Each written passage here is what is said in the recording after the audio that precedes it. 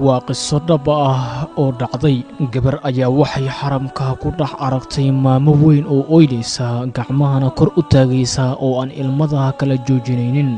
Gabadhii way u timid maamadii oo weydiisay maxaa ku helay maamo oo sidaan ugu ooynaysa, waxayna ugu jawaabtay sida tan: maamo, waxaan ahaa gabar, waxaan isguursanaynin, kadib waxaan wada noolayn muddo 8 sano ah, waxna maan u dhalin muddadaasi. Kadib wuxuu guursaday gabar kale oo Allah wuxuu ka siiyey wiil.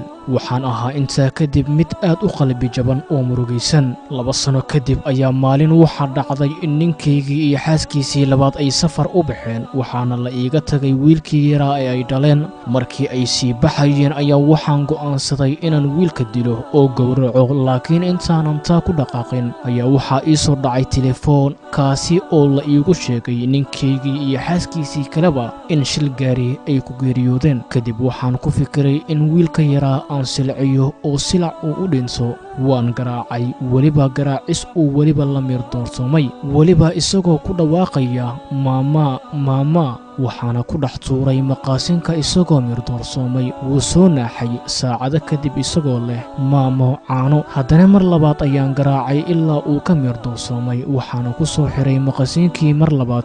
wax yar kadib waxaa i qabtay hurdo.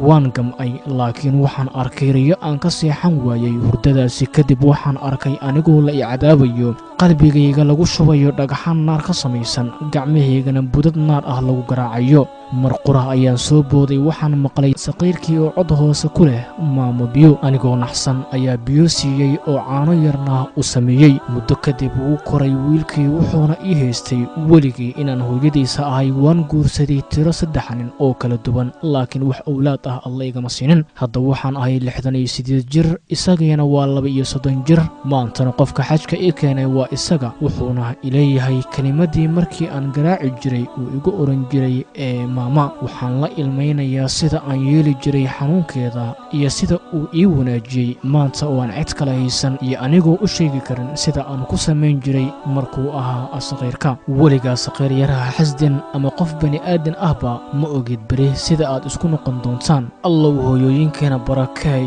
kana yeel kuwa carruurtooda xilli weliba jecel. daba walaal, qisadani sii sheergareey oo la wadaag asxaabtaada si ay waano iyo tusaalooyin ugu noqoto.